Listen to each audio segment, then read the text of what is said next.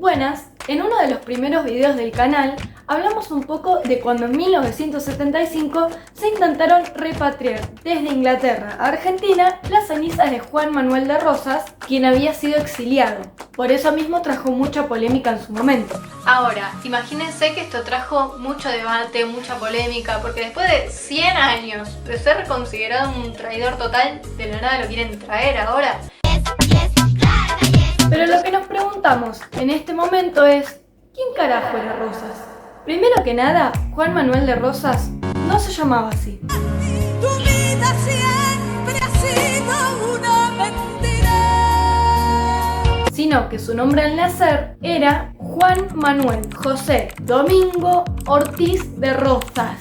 Sí, con Z. Y nació el 30 de marzo de 1793 en Buenos Aires. Su familia era muy adinerada porque se dedicaban a ser estancieros terratenientes. Esto quiere decir que tenían grandes campos, los cuales dividían en parcelas o partes. Las mismas eran utilizadas por distintos trabajadores para dedicarlas a la ganadería o la agricultura. Ellos, los terratenientes, los dueños de las tierras, en este caso la familia de Rosas, se quedaban con una parte de las ganancias de esos campesinos que trabajaban las parcelas. Por eso, al tener grandes campos, acumulaban grandes riquezas. Su padre era León Ortiz de Rosas, un militar muy importante, y su madre, Agustina López de Osornio, era una gran estanciera. En fin, a los 8 años, nuestro querido Juan Manuel José Domingo Ortiz de Rosas empezó en un colegio privado, lo cual hoy es bastante común, muchos niños van a escuelas privadas, pero en aquel entonces era algo de alta alcurnia, tenías que tener muchísimo dinero para ir a una escuela privada. En otras palabras, era lo top de lo top.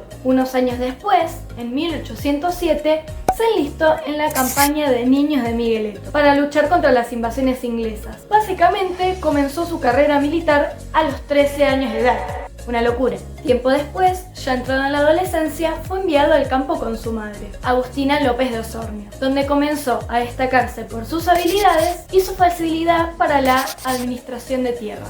Sin embargo, hubo algo particular que lo diferenció mucho del resto de los adinerados terratenientes. Y esto era su apoyo a los sectores bajos, es decir, a los gauchos. Generalmente, aquellos gauchos que no tenían trabajo se la pasaban deambulando por los campos y robando vacas a los terratenientes para poder comer y sobrevivir. En palabras más simples, eran vistos como unos vagos y unos ladrones.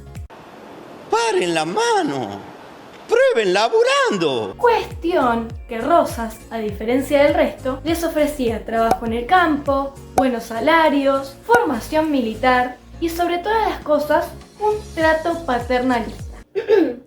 paternalismo, en donde pater viene de padre, de relativo a, y del sufijo ismo, que significa doctrina o tendencia.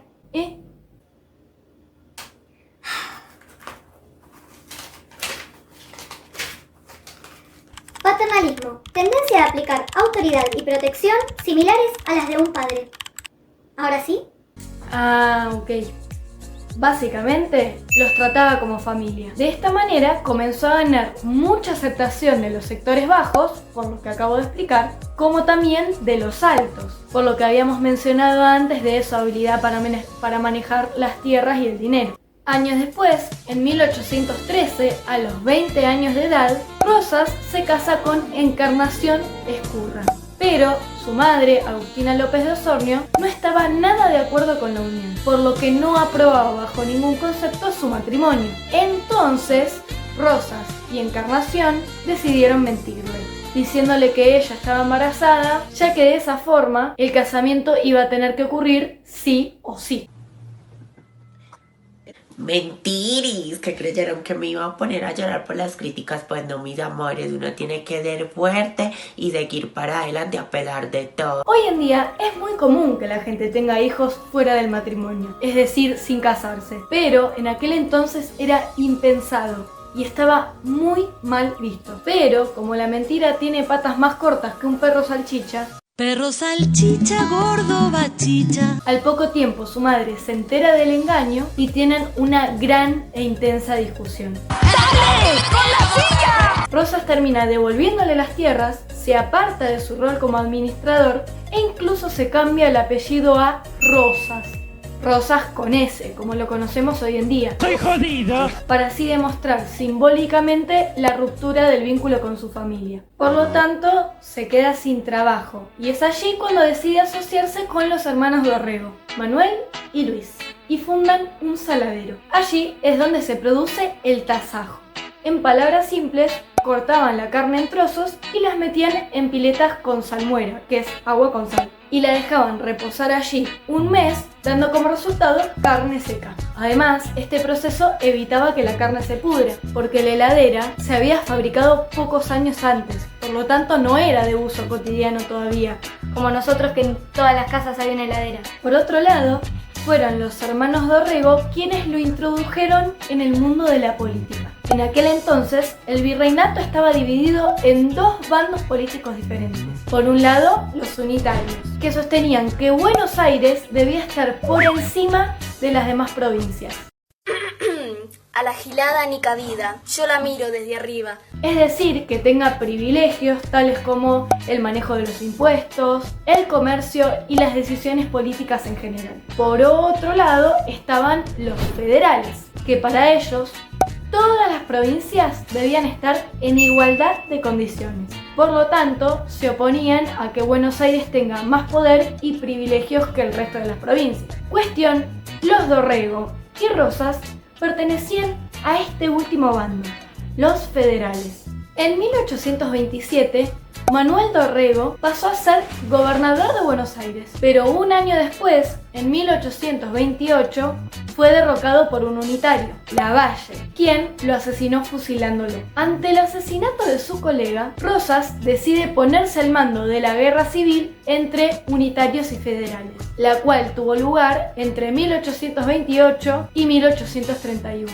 En este punto es muy importante ponerse a pensar la cantidad de poder que Rosas fue acumulando a lo largo de los años. Tenía mucho dinero que le aseguraba el apoyo de la burguesía, la clase alta, habilidades rurales, políticas, militares. Por lo tanto, también tenía el apoyo de los sectores bajos. En otras palabras, las tenía todas, políticamente hablando. Había muchísima gente detrás de él, tanta gente que en 1829 pasa a ser el mismísimo gobernador de Buenos Aires. Y no solo eso, sino que también le otorgaron facultades extraordinarias, lo que hacía que él tome decisiones, como derogar leyes, por ejemplo, sin la necesidad de consultar con absolutamente nadie. Senadores, jueces, funcionarios, con nadie, solo él. Solo soy yo. En resumen, su mandato duró desde 1828 a 1832. En 1835 logra volver al poder, denominándose el único capaz de restaurar el orden. Pero en esta segunda ocasión, su mandato iba a ser un poquito más sangriento que el anterior. No le cabió una. Vamos con las medidas. Primero que nada, le saca el poder a todos los unitarios, es decir, los despide por tener otra ideología política y funda nuevos pueblos. Allí comienza lo que se conoce como la hegemonía de Rosas, porque era prácticamente una dictadura.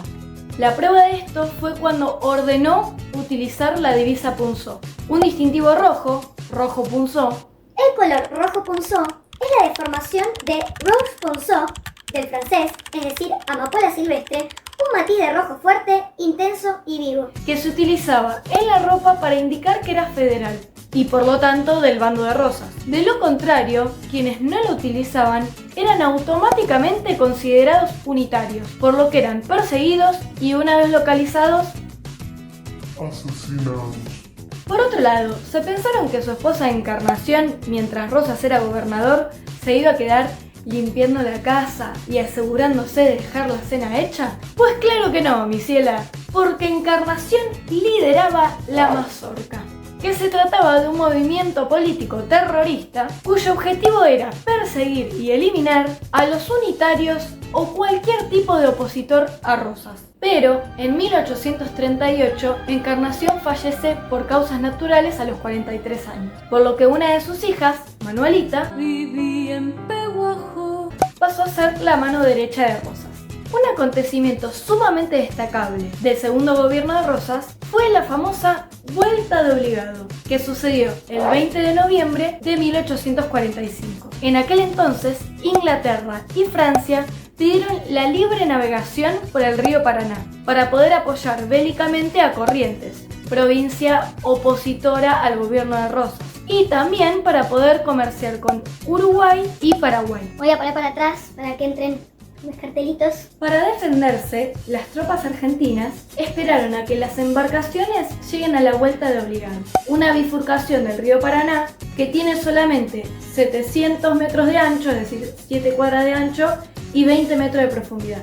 Entonces, el ejército criollo atravesó 3 gruesas cadenas por el río Paraná que a su vez estaban apoyadas en 24 barcazas, en pos de dejar frenados los barcos europeos ante el bombardeo. Mientras, la flota anglo-francesa contaba con 11 grandes naves de guerra, cuando la Argentina solo contaba con 3. Aunque desde la orilla había 21 cañones disparando. A pesar de la sorpresa que habrá generado nuestra defensa, los barcos europeos terminan rompiendo las cadenas y generando una enorme cantidad de bajas en nuestro ejército. Aún así, logramos grandes destrozos en 10 de sus 11 embarcaciones, por lo que, a pesar de que lograron cruzar en realidad, su misión finalmente fracasó y aceptaron la soberanía argentina sobre sus ríos, es decir, como que consideraban que Argentina era dueña o autoridad de sus propios ríos. Cuestión, esto fue visto por la población como un gran hito, un gran logro,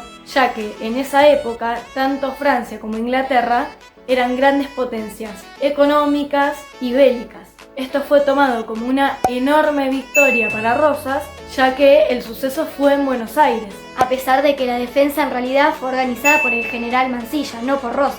Todo continuó en buenos términos desde entonces y todos los años Rosas enviaba su renuncia a los distintos gobernadores de las provincias. Al nadie firmarlo, él podía continuar en el poder, lo cual era visto como una muestra de respeto y agradecimiento por los logros de su gobernación.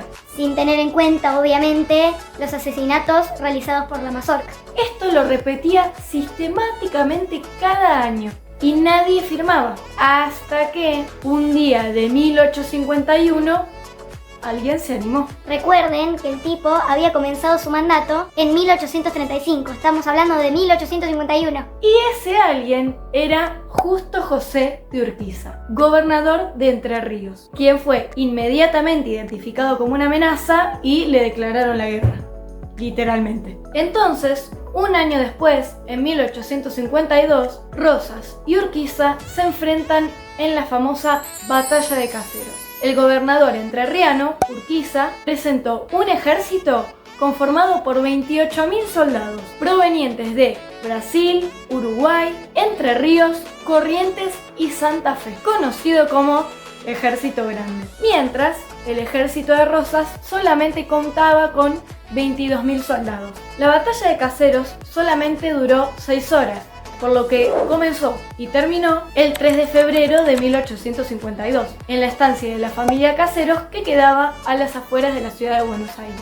Entonces, con bajas de 1.500 muertos y 7.000 prisioneros, el ejército de Rosas fue derrotado, lo que trajo como consecuencia su derrocamiento, es decir, que lo sacaron del poder.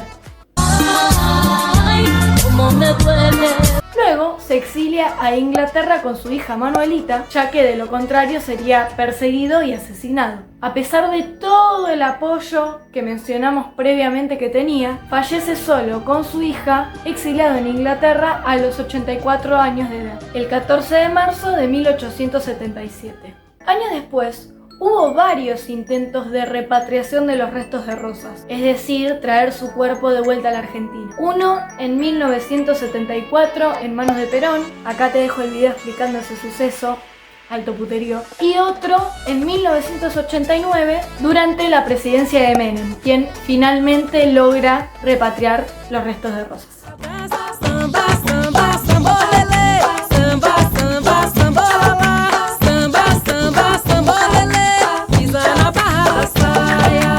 Olhe morena bonita, como é que se namora?